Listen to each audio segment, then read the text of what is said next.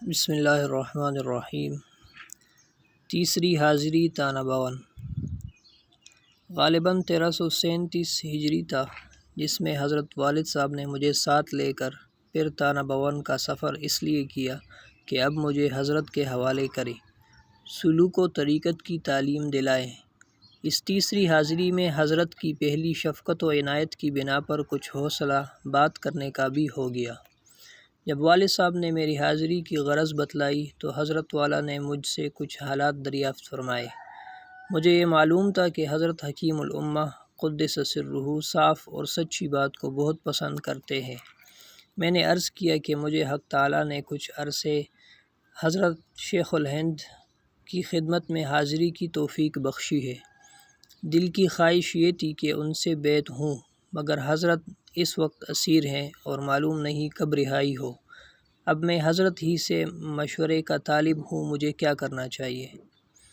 حضرت رحمۃ اللہ علیہ نے بڑی مسرت کا اظہار فرماتے ہوئے فرمایا کہ اس سے اشکال کیا ہے؟ تصوف و سلوک اعمال باطنہ کی اصلاح کا نام ہے، جو ایسا ہی فرض ہے جیسے اعمال ظاہرہ کی اصلاح۔ اس کو مؤخر کرنا تو میرے نزدیک درست نہیں، لیکن اس کے لیے بیعت ہونا کوئی شرط نہیں۔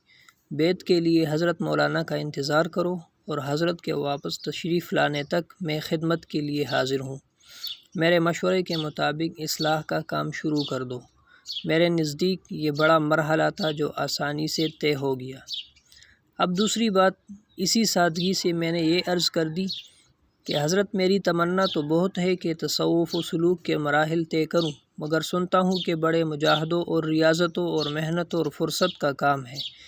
میں خلقتاً ضعیف بھی ہوں، زیادہ محنت برداشت کرنے کے قابل نہیں، اور فرصت بھی کم ہے، اور وقت تمام درس و تدریس اور مطالعے کے کاموں میں گزرتا ہے۔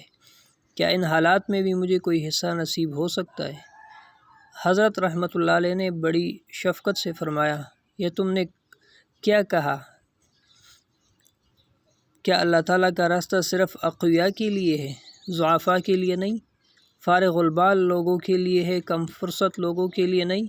حقیقت یہ ہے کہ راستہ سب کے لیے کھلا ہوا ہے، ہاں، ہر ایک کے لیے عمل کا طریقہ مختلف ہے۔ بزرگوں نے فرمایا ہے، طریق الوصول الی اللہ بعدد انفس الخلائق، یعنی اللہ تعالیٰ تک پہنچنے کے راستے ان گنت ہیں جتنے انسان۔ یہاں کوئی عطائی کی دکان نہیں کہ سب کو ایک ہی گولی دی جائے۔ ہم آپ کو ایسا طریق بتلائیں گے جس میں نہ قوت کی ضرورت نہ فرصت کی۔ پھر فرمایا، فرائض و واجبات اور سنن وغیرہ جو سب مسلمان ادا کرتے ہیں وہ تو اپنی جگہ ہیں، آپ صرف 3 چیزوں کی پابندی کر لیں، انشاءاللہ سارا سلوک اسی سے طے ہو جائے گا۔ نمبر 1، تقوی اختیار کریں۔ اس کا مفہوم آپ کو بتلانے کی ضرورت نہیں، البتہ تقوی صرف نماز، روزہ اور ظاہری معاملات کا نہیں، باطنی اعمال میں بھی اتنا ہی ضروری ہے جتنا ظاہر میں ہے۔ نمبر 2، دوسرے ہر لایعنی یعنی بے فائدہ کام، کلام، مجلس، ملاقات سے پرہیز کریں، اور فرمایا لایعنی سے میری مراد وہ کام ہے جس میں نہ دین کا کوئی فائدہ ہو نہ دنیا کا۔ غور کرو گے تو معلوم ہوگا کہ ہمارے اعمال، اقوال، مجالس میں بہت سارا وقت ایسا گزرتا ہے کہ کام کی بات تھوڑی سی اور بے فائدہ اور زائد زیادہ، بس ان سے پرہیز کرنا ہے۔ نمبر 3، تیسرے بقدر ہمت و فرصت کچھ تلاوت قرآن روزانہ کیا کرے۔ پھر ارشاد فرمایا کہ اب بتلاؤ اس نسخے میں کون سی چیز محنت یا فرصت کے بغیر نہیں ہو سکتی؟ اگر غور کرو گے تو اس میں قوت اور زیادہ محفوظ رہے گی، کیونکہ تقوی ایسی چیز ہے کہ بہت سے ایسے کاموں سے روکتا ہے جو انسان کا وقت ضائع کرتے ہیں، اور جب لایعنی کاموں، ملاقاتوں، مجلسوں سے پرہیز کرو گے تو تمہاری فرصت علمی مشاغل کے لیے اور بڑھ جائے گی۔ آخر میں فرمایا کہ نسخہ تو آپ کے لیے اتنا ہی ہے، اگر دل چاہے اور فرصت بھی ہو تو صبح و شام سبحان اللہ، الحمدللہ، لا الہ الا اللہ 100 مرتبہ اور استغفار و درود شریف 100 مرتبہ پڑھ لیا کرو، اور نمازوں کے بعد تسبیح فاطمہ کا التزام کر لو۔ مجلس ختم ہوئی اور والد صاحب کے ساتھ ایک روز مزید قیام کر کے حضرت سے رخصت لی۔ حضرت کی یہ مجلس اور تعلیم تو قلب میں اتر گئی، مگر واپس آ کر دارالعلوم کے تعلیمی مشاغل میں لگ گیا۔ اس کے ساتھ ہی یہ زمانہ وہ تھا جس میں سن 1914 کی جنگ عظیم نے پورے عالم کو اپنی لپیٹ میں لیا ہوا تھا۔ اہل یورپ کی متحدہ سازشوں اور کوششوں سے آل عثمان کی ترکی خلافت پارا پارا ہو چکی تھی۔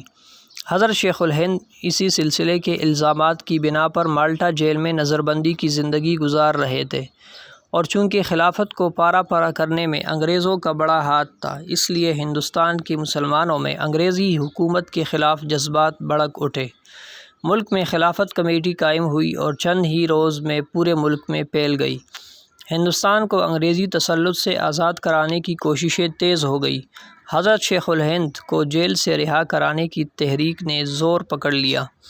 ہندوستان کے تمام مسلمان اور خصوصاً علماء، صلحاء، مدارس دینیہ سبھی اس تحریک سے متاثر ہوئے۔ ان دنوں میں مدارس عربیہ میں تعلیم و تعلم کا سلسلہ جاری رکھنا بھی آسان نہ رہا۔ پورے ملک میں ہنگامے تھے۔ بالآخر 20 رمضان سن 1338 مارچ سن 1920 میں حضرت شیخ الہند قدس سرہ مالٹا سے رہا ہو کر 5 سال کے بعد دیوبند تشریف لائے تو تحریک خلافت اور آزادی ہند کی قوت کہیں سے کہیں پہنچ گئی۔ حضرت کی زیارت و ملاقات کے لیے اطراف ملک سے انسانوں کا سیلاب امڈ آیا۔ حضرت شیخ الہند اپنے ضعف و علالت کے باوجود انہی ہنگاموں میں مشغول و مصروف رہے۔ اس جگہ ان کے حالات کی تفصیل کا موقع نہیں۔ ذکر اتنا کرنا ہے کہ حضرت شیخ الہند 20 رمضان سن 1338 ہجری کو مالٹا سے واپس آ کر تشریف لائے اور 18 ربیع الاول سن 1339 اکتوبر سن 1921 کو دہلی میں وفات ہو گئی۔ کل 1 سال 6 ماہ ملے، وہ بھی انتہائی مشغول و مصروف۔ اسی حال میں ایک روز موقع پا کر احقر اور اخی فی اللہ مولانا محمد طیب صاحب محتمم دارالعلوم دیوبند اور چند حضرات نے حضرت کے ہاتھ پر بیعت طریقت کی۔ چند تسبیحات کی تلقین حضرت نے فرمائی۔ اس سے زائد اس طریق میں استفادے کا موقع ہی نہ تھا۔ ہمارے لیے یہ بھی کچھ کم نعمت نہ تھی کہ بیعت کی دیرینہ تمنا پوری ہو گئی۔ حضرت شیخ الہند کی وفات کے بعد ملک کے ہنگامے اور روز روز کے نئے انقلابوں اور فتنوں کا ایک سلسلہ چل پڑا۔ دوسری طرف عیال بڑھا۔ ان کے مشاغل و ظواہر نے غفلت کے کچھ ایسے پردے ڈال دیے کہ یہ سبق ہی گویا ذہن سے نکل گیا۔ اس عرصے میں تعلیم کے ساتھ کچھ تصنیفی مشاغل بھی رہے، مگر بزرگوں کی خدمت سے اکتساب فیض کا وہ پچھلا داعیہ بہت ہی مضمحل ہو کر رہ گیا۔ سن 1339 سے 45 تک یہی صورتحال رہی۔ سن 1345 میں کچھ تنبؤ ہوا۔ اس وقت حضرت مولانا شاہ عبد الرحیم رامپوری رحمہ اللہ کی بھی وفات ہو چکی تھی، مگر اس میں ایک مشکل یہ پیش آئی کہ حضرت شیخ الہند رحمہ اللہ کی واپسی اور ان سے بیعت کے بعد تمام تر قلبی تعلق اور اقتداء و اتباع کا محور حضرت کی ذات گرامی بن گئی تھی۔ انہی کے ایما پر یہ ناکارہ بھی اپنی بساط کے مطابق آزادی ہند کی تحریکات میں مشغول رہا۔ حضرت سیدی حکیم الامہ قدس سرہ اگرچہ حضرت شیخ الہند کے شاگرد اور نہایت معتقد اور ان کے مقصد جہاد سے بالکل متفق تھے، مگر اس وقت کی سیاسی تحریکات نے ہندوؤں کے اشتراک اور شرعی حدود سے ناواقف اور بے پرواہ لیڈروں کی شمولیت سے کچھ ایسا رنگ اختیار کر لیا تھا کہ جلس و جلوسوں میں خلاف شرع امور بے پرواہی کے ساتھ کیے جاتے تھے۔ ہندوؤں کے ساتھ اشتراک عمل میں اسلامی شعائر اور شرعی حدود کی کوئی پرواہ نہیں رہی تھی، اس لیے ان تحریکات میں آپ نے شرکت نہیں فرمائی۔ حضرت شیخ الہند جو اس وقت تحریک کے امام تھے، ان کو بھی اس کے احساس ہی نے ایک جماعت بنام جمعیت علماء ہند قائم کرنے پر مجبور کیا تھا کہ اس تحریک کے ساتھ علماء کی رہنمائی کی وجہ سے ان منکرات اور خلاف شرع امور سے نجات ملے، جس کا پہلا جلسہ دہلی میں حضرت ہی کی صدارت میں ہوا اور اس کے خطبہ صدارت میں اس طرح کے منکرات پر کھل کر نکیر بھی کیا گیا۔ لیکن حضرت حکیم الامہ قدس سرہ کی نظر میں اس وقت تحریک پر قبضہ ایسے لیڈروں کا ہو چکا تھا جن کی اکثریت سے علماء کے اتباع اور حدود شرعیہ کی رعایت کی امید نہ تھی، خصوصاً ہندوؤں کے ساتھ جن بنیادوں پر اشتراک ہو رہا تھا ان سے کسی حال یہ امید نہ تھی کہ اس کے نتیجے میں کوئی اسلامی حکومت بن سکے، اس لیے ان تحریکات سے یکسو رہے۔ دونوں بزرگوں کا یہ اختلاف رائے دینی اور شرعی وجوہی کی بنا پر تھا اور اختلاف کے اصلی حدود کے اندر تھا۔ حضرت حکیم الامہ تو شاگرد ہونے کی بنا پر حضرت شیخ الہند کا انتہائی ادب و احترام رکھتے ہی تھے۔ خود حضرت استاد کا بھی یہ حال تھا کہ تانہ بھون میں جلسہ خلافت کی صدارت کے لیے قصبہ کے لوگوں نے آپ کو دعوت دی، اور اس زمانے میں حضرت اکثر اس طرح کے جلسوں کے لیے سفر کر رہے تھے، مگر اہل تانہ بھون کی درخواست پر فرمایا کہ اور جہاں کہیں آپ جلسہ کروائے میں شریک ہوں گا، مگر تانہ بھون جا کر جلسہ کرنا مجھے پسند نہیں، کیونکہ مولانا تھانوی کو میری رائے سے جو اختلاف ہے وہ بھی دینی اور شرعی وجوہ پر ہے۔ اگر میں وہاں جلسے میں گیا تو وہ اپنی فقہی اور شرعی رائے کی بنا پر شرکت نہ کر سکیں گے، اور عدم شرکت سے ان کو سخت ضیق اور تنگی پیش آئے گی، میں اس کو برداشت نہیں کر سکتا۔ بہرحال دونوں بزرگوں کی رائے خالص دینی وجوہ کی بنا پر مختلف تھی۔ ہم اس وقت تو کیا آج بھی اس حیثیت میں نہیں کہ ان کی رائے میں محاکمہ کرے، یہی ہو سکتا ہے کہ جس کی طرف قلب کا میلان زیادہ ہو اس کی اتباع کرے۔ اسی کے نتیجے میں حضرت شیخ الہند رحمہ اللہ کی تحریکات میں حصہ لیا، اور حضرت حکیم الامہ قدس سرہ سے بھی اگرچہ الحمدللہ عقیدت میں کوئی فرق نہیں آیا، مگر ان کی رائے کی اتباع نہ کرنے کے سبب ایک قسم کا حجاب درمیان میں آ گیا، اور تقریباً 8 سال تک تانہ بھون کی حاضری سے محرومی اور سلسلہ خط و کتابت بند رہنے کی ایک شرمندگی دامنگیر تھی، جو اب تانہ بھون جانے کی راہ میں حائل بنی ہوئی تھی۔ حضرت والد ماجد رحمہ اللہ نے یہ مشورہ دیا کہ یہ شرمندگی اس راہ میں حائل نہ ہونی چاہیے، تم ضرور تانہ بھون جاؤ اور اپنے سب حالات صاف صاف عرض کرو۔ تم پہلے دیکھ چکے ہو کہ حضرت صاف بات کہنے والوں سے بڑی عنایت و شفقت کا معاملہ فرماتے ہیں۔ تانہ بھون کی چوتھی حاضری سن 1345 میں حضرت والد صاحب کے اس حکم نے عزم قوی کر دیا۔ 1345 میں 8 سال کے بعد پھر تانہ بھون حاضر ہوا۔ اس وقت یہ معلوم نہیں کہ اس سفر میں بھی حضرت والد صاحب ساتھ تھے یا تنہا گیا تھا، مگر اتنا یاد ہے کہ جب حاضر ہوا اور اتنے عرصے تک عدم حاضری اور بے تعلقی کا عذر پیش کیا تو حضرت رحمہ اللہ نے اسی شفقت و عنایت کا معاملہ فرمایا جس کا مشاہدہ پہلے ہو چکا تھا۔ اتنے زمانے کی غیر حاضری اور بے تعلقی کا کوئی اثر معاملے میں نہیں رہا۔ اس کے بعد تانہ بھون کی حاضری مسلسل شروع ہو گئی۔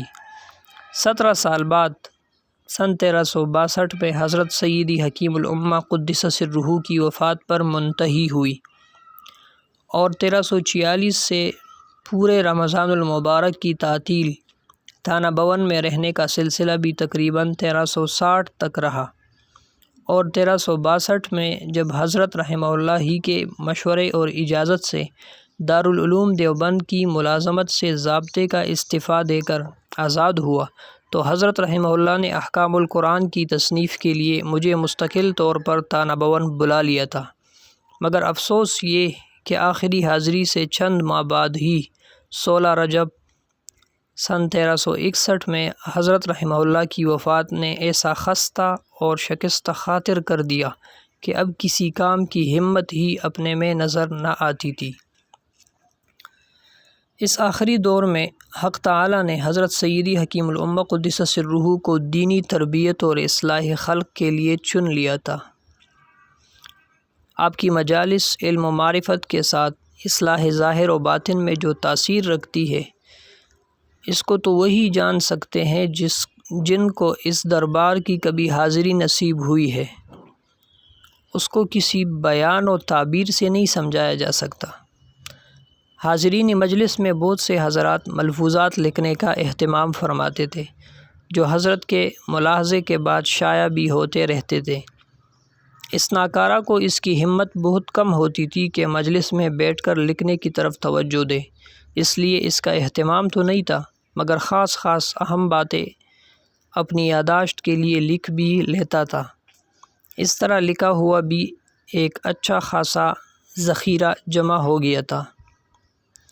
حضرت رحمہ اللہ کی ہدایت یہ تھی کہ آپ کے ملفوظات جمع کرنے والے جب تک لکھ کر آپ کے ملاحظے میں لا کر اجازت حاصل نہ کر لے ان کی اشاعت ممنوع تھی، اور وصیت نامے میں ایک وصیت یہ بھی تحریر فرما دی تھی کہ میرے بعد اگر میرا کوئی واعظ یا ملفوظات کسی کے پاس غیر مطبوعہ ہو جو میری نظر سے نہیں گزرے تو ان کی اشاعت کے لیے اپنے مخصوص خلفاء کے نام درج فرما کر یہ ہدایت کی تھی کہ ان کا نظر کر کے اجازت دینا کافی ہوگا۔ اس وقت کے مشاغل نے اپنے لکھے ہوئے ملفوظات کو صاف کر کے پیش کرنے کی فرصت نہ دی، اور اس کے بعد ان کی اشاعت کا خیال ہی دل سے نکل گیا۔ حال میں خود اپنی خواہش اور بعض احباب کے تقاضے سے جب احقر نے یہ ارادہ کیا کہ دارالعلوم کے ماہنامہ البلاغ میں مجالس حکیم الامت کا ایک خاص عنوان پابندی سے رکھا جائے جس میں حضرت کی مخصوص تعلیمات ملفوظات ہوا کریں، تو اس وقت بعض احباب نے اپنے منتخب کیے ہوئے اور منتخب ملفوظات کی طرف توجہ دلائی، لیکن اب آن قدح بشکست و آن ساقی نہ ماند کا معاملہ تھا۔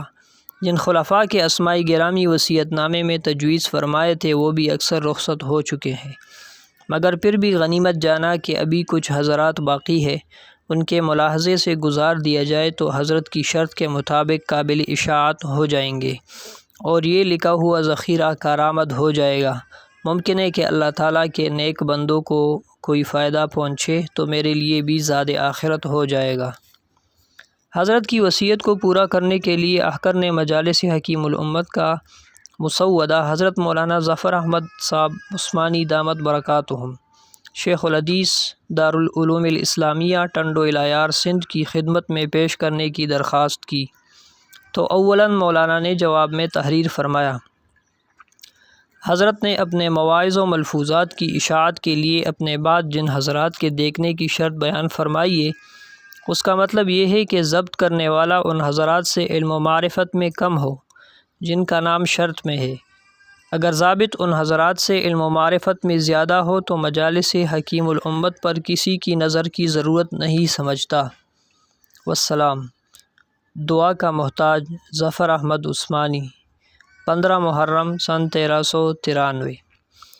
لیکن مولانا کے اس ارشاد کے باوجود احقر نے یہ ارادہ کیا کہ جب صراحتاً حضرت کے حکم کی تعمیل بذریعہ حضرت مولانا ظفر احمد صاحب ہو سکتی ہے تو اس تعویل پر کیوں عمل کیا جائے، اس لیے پورا مسودہ حضرت مولانا عثمانی کی خدمت میں بھیج دیا، جس کے جواب میں حضرت موصوف نے تحریر فرمایا، مکرمی المحترم مفتی محمد شفیع صاحب دامت برکاتہم، آپ نے مجالس حکیم الامت کا مسودہ بھیج دیا ہے تو میں نے کسی قدر بالاستیعاب اور باقی سرسری نظر سے دیکھ لیا ہے، ماشاءاللہ خوب ضبط فرمایا ہے۔ بعض مقامات پر روابط کا، کو، کی، میں، سے رہ گیا ہے، اس کو درست کر دیا جائے۔ بعض جگہ عبارت مغلق ہے، اس کو واضح کر دیا جائے۔